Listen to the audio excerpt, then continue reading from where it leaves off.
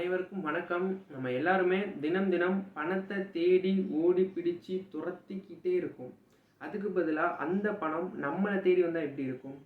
அதாவது நம்ம அந்த ஒரு 10,000மோ 50,000மோ 1,00,000மோ அந்த பணத்தை அடையிறதுக்காக தினம் தினம் ஓடிக்கிட்டே இருக்கோம். அதுக்கு பதிலாக அந்த 10,000மோ 50,000மோ 1,00,000மோ நம்மளோட பர்ஸில் வந்து உட்காந்துக்கிட்டா எப்படி இருக்கும்? அதுக்கு ஒரு வழி இருக்குது. Follow your passion, money will follow you.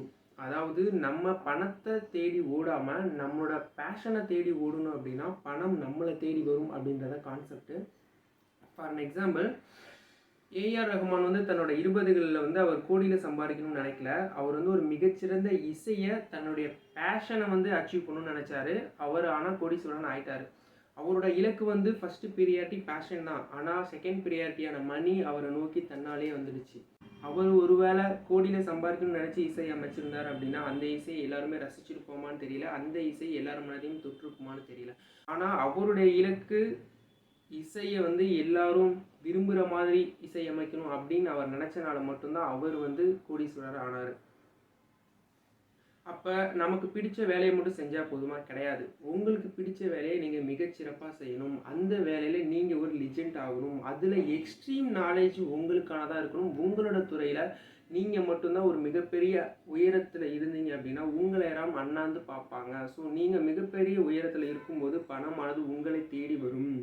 AR Rahman sir வந்து இசையில் மிகப்பெரிய வல்லுநராக இருப்பார். ஆனால் அவரை லிரிக்ஸ் எழுத சொன்னால் அவரால் முடியாது. ஏன்னா லிரிக்ஸுன்ற வேலையை மிகச்சிறப்பாக செய்யக்கூடியவர் வைரமுத்து மாதிரியான ஆட்கள். ஏன்னா அவருக்கு அது அவரோட பேஷன்.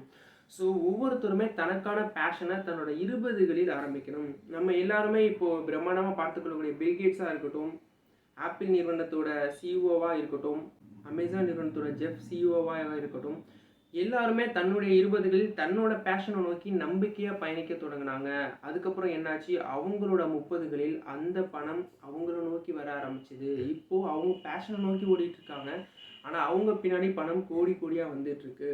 ஸோ எல்லாருமே உங்களுக்கான துறை எது அப்படின்றத கண்டுபிடிங்க. உங்களோட துறையில் நீங்கள் மிகச்சிறந்த ஒரு வல்லுநராக ஆகுங்க. உங்களுக்கான துறையை கண்டுபிடிச்சும் நீங்கள் அதில் பயணிக்காமல் இருந்தீங்க அப்படின்னா உங்களுக்கு ஹீரோ கேரக்டர் கொடுத்தும் நீங்கள் கோமாளியாக இருக்க முடிவெடுத்திருப்பதை போல உங்களுக்கான துறையில் மட்டும்தான் நீங்கள் ஹீரோ. ஸோ எல்லாருமே உங்களுக்கான துறையில் நீங்கள் பயணிக்கணும். உங்களோட பேஷனை நீங்கள் ஃபாலோ பண்ணுங்கள். மணி உங்களை கண்டிப்பாக ஃபாலோ பண்ணணும். தொடர்ந்து பயணிப்போம். அதுவரை உங்களிடம் விடைபெறுகிறேன், மிஸ்டர் கேகே.